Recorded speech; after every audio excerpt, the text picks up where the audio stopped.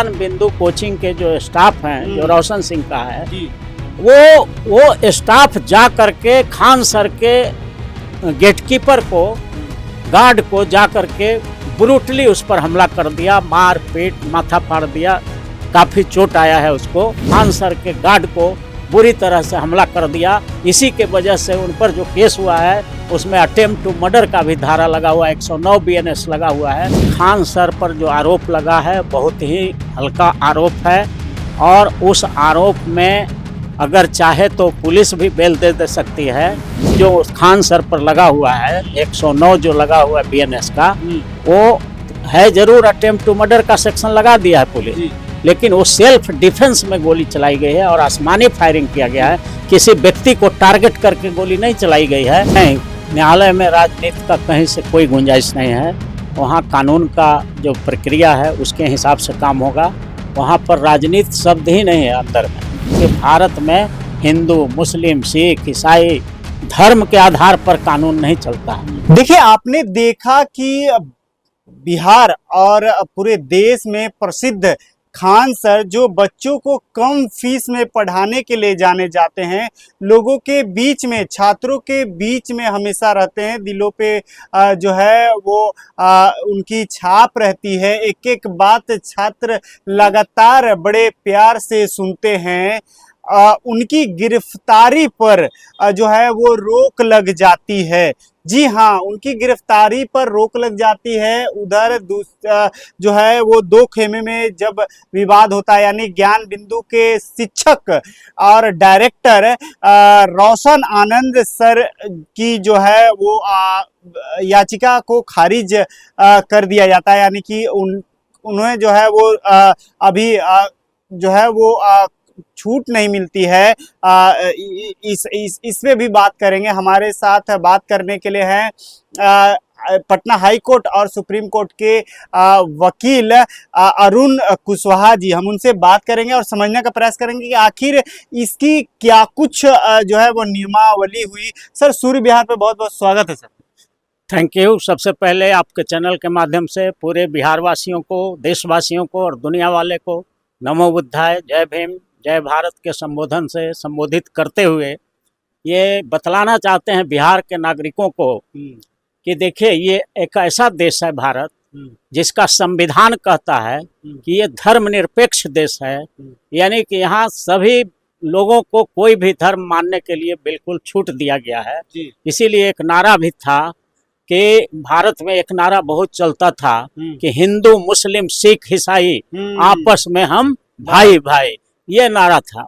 तो आज ये रोशन जो हमारे ज्ञान बिंदु के हेड हैं और खान सर जो हमारे ग्लोबल इंस्टीट्यूट के वो हेड हैं, तो दोनों देश की सेवा कर रहे हैं।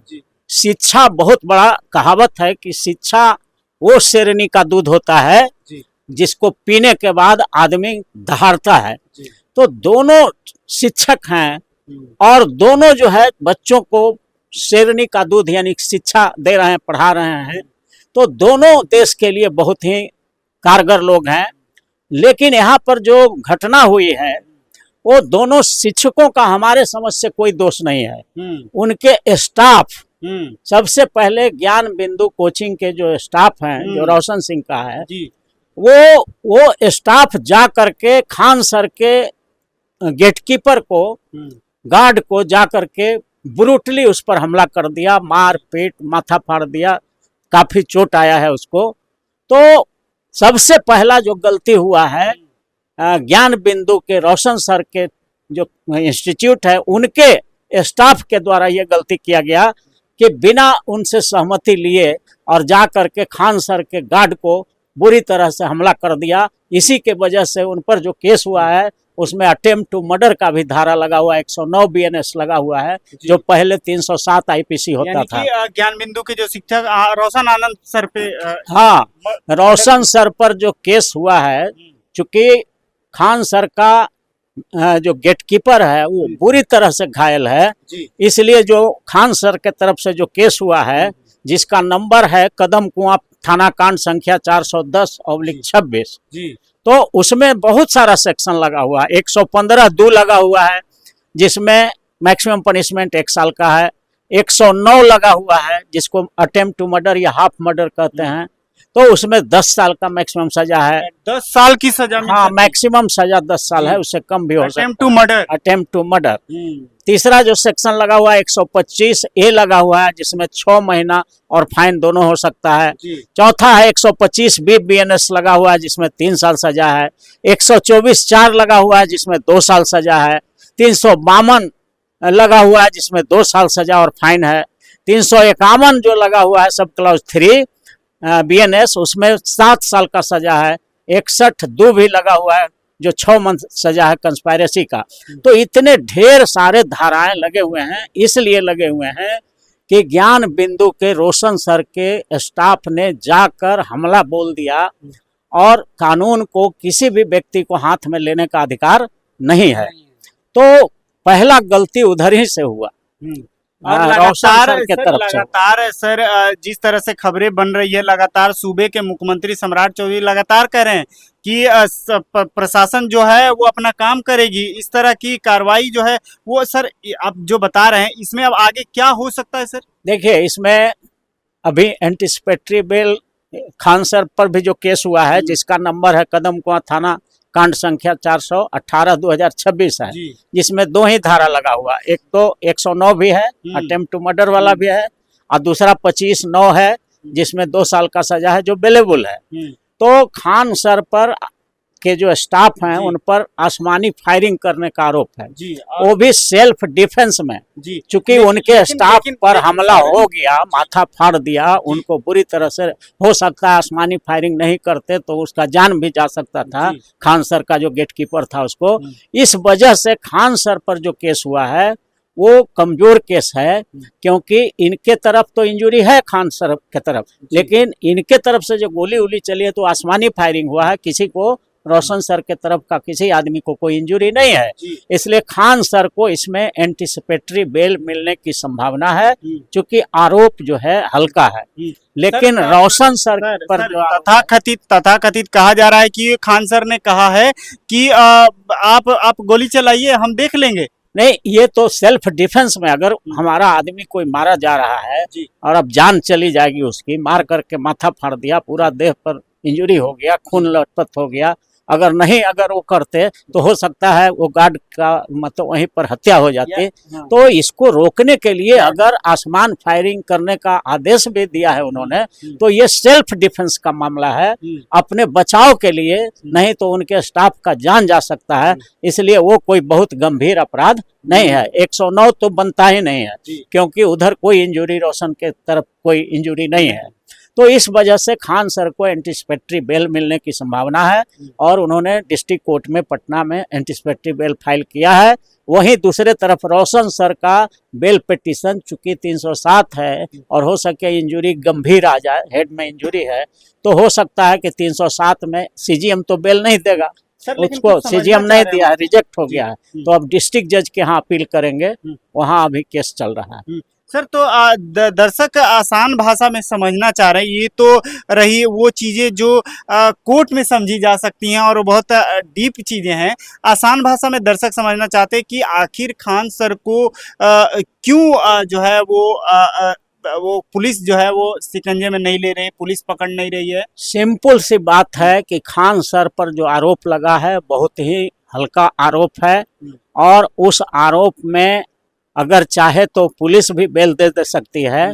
सुनते हैं नोटिस भी दिया गया था उनको, तो वो बहुत गंभीर सेक्शन नहीं है और गंभीर चार्ज भी उन पर, आरोप भी नहीं है। इसलिए पुलिस ऐसे ही किसी को कोई खीरा चोरी कर लिया तो उसको पकड़ के जेल में नहीं डाल देगा, उसके लिए सब प्रोविजन बना हुआ है, बेलेबल सेक्शन है, तो उसको मौका दिया जाता है कि आप सीजीएम के यहाँ जा करके अपना बेल ले लीजिए। तो यहाँ भी जो खान सर पर लगा हुआ है 109 जो लगा हुआ है बीएनएस का, वो है जरूर अटेम्प्ट टू मर्डर का सेक्शन लगा दिया है पुलिस, लेकिन वो सेल्फ डिफेंस में गोली चलाई गई है और आसमानी फायरिंग किया गया है, किसी व्यक्ति को टारगेट करके गोली नहीं चलाई गई है। इसलिए 307 मेड आउट 109 नहीं होता है। इस वजह से पुलिस नरम है और दूसरा नरमी का कारण ये भी है कि खान सर कहीं भागे हुए नहीं हैं, कहीं एब्सकॉन्डर नहीं है, वो ऑलरेडी एंटिसिपेटरी बेल का पिटीशन डिस्ट्रिक्ट जज के यहाँ फाइल कर चुके हैं। लेकिन खबरें बन रही है कि अंडरग्राउंड है खान सर, हाँ, तो जब अंडरग्राउंड है, दिख नहीं रहे हैं, कोर्ट जाने वाले थे, वहाँ जो है वो सरेंडर करने वाले थे, इस तरह की खबरें। तो उनके लॉयर ने ये सजेस्ट किया होगा कि भाई आप पर आरोप नहीं है, आपका बाहर से बाहर भी बेल हो जाएगा, एंटिसिपेटरी बेल हो जाएगा, हम करा देंगे। वैसा आरोप से उनको आश्वासन मिला होगा। तो इसलिए अब जब तक एंटिसिपेटरी बेल हो नहीं जाता है तब तक तो उनको रहना ही पड़ेगा, कहीं ना कहीं फरार रहेंगे, चाहे जो रहेंगे, पुलिस से तो हटे हुए हैं, अभी ये बात आ रही है। और ऐसी परिस्थिति में जब तक उनको एंटिसिपेटरी बेल डिस्ट्रिक्ट कोर्ट से गारंट नहीं हो जाता है या हाई कोर्ट से, तब तक तो उनको सामने पुलिस के सामने जाएंगे तब तो 109 लगा हुआ है तो अरेस्ट हो जाएंगे। खान सर को एंटिसिपेटरी बेल नहीं मिल जाता है तब तक तो उनको पुलिस से हट कर रहना ही पड़ेगा, क्योंकि 307 लगा हुआ है तो उसमें police can arrest without warrant also. तो इस वजह से ऐसा नहीं कहा जा सकता है कि खान सर कहीं एब्सकॉन्डर हैं या भागे हुए हैं, वो न्यायालय के शरण में हैं। ऑलरेडी अपने एडवोकेट के through anticipatory bell district court Patna में फाइल किए हुए हैं। अब वहाँ जो प्रक्रिया है उसमें कुछ समय लगता है, हो सकता है केस डायरी कॉल हो सकता है इंजरी रिपोर्ट भी कॉल हो, और जब केस डायरी में इंजरी रिपोर्ट नहीं आएगा तो इनको एंटिसिपेटरी बेल मिल जाएगा, और जब बेल ग्रांट हो जाएगा तो फिर ये स्वतंत्र हो जाएंगे, बेल बॉन्ड भरेंगे, उसके बाद अपने सामने आ सकते हैं लोगों का। ये सर एक अंतिम और महत्वपूर्ण सवाल, जिस तरह से सोशल मीडिया में चल रहा है, खान सर के नाम पूरे नाम पे चर्चा हो रही है, फैजल खान, तो कभी चर्चा हो रही है कि खान सर के जो सगे चाचा हैं, मतलब खान सर तो उत्तर प्रदेश से जुड़े हुए हैं और सगे चाचा, उन्होंने भी आरोप लगाया है कि हमारी ज़मीन और पूरी चीज़ें जो हैं वो कब्जा कर रहे हैं, उनकी बड़े बड़े लोगों के बीच में बैठना होता है। तो क्या इस पर भी कोर्ट का क्या कुछ हो सकता है, इस पर भी राजनीति हो सकती है? नहीं, न्यायालय में राजनीति का कहीं से कोई गुंजाइश नहीं है। वहाँ कानून का जो प्रक्रिया है उसके हिसाब से काम होगा, वहाँ पर राजनीति शब्द ही नहीं है अंदर में। जो ही जज और वकील के सामने मामला आता है तो कानून क्या कहता है ये कंसिडरेशन में आता है, ये विचार के लिए आता है, न कि कहाँ क्या कोई बोल रहा है, कोई नेता बोल रहा है, प्रधानमंत्री बोल रहा है, राष्ट्रपति बोल रहा है, मुख्यमंत्री बोल रहा है, या कोई बड़ा आदमी बोल रहा है, इसका कोई प्रभाव नहीं है। कानून क्या बोल रहा है उसके हिसाब से निर्णय होता है, और वही खान सर के केस में होगा और वही आपके रोशन सर के भी होगा, क्योंकि भारत में हिंदू, मुस्लिम, सिख, ईसाई धर्म के आधार पर कानून नहीं चलता है। कानून बिल्कुल स्वतंत्र है और वो अपने हिसाब से जो है काम करती है।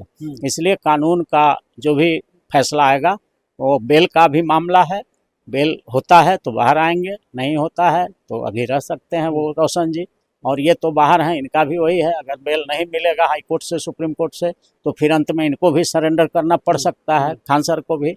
लेकिन जो आरोप है उसके हिसाब से ऐसा लगता है कि बेल हो जाना चाहिए।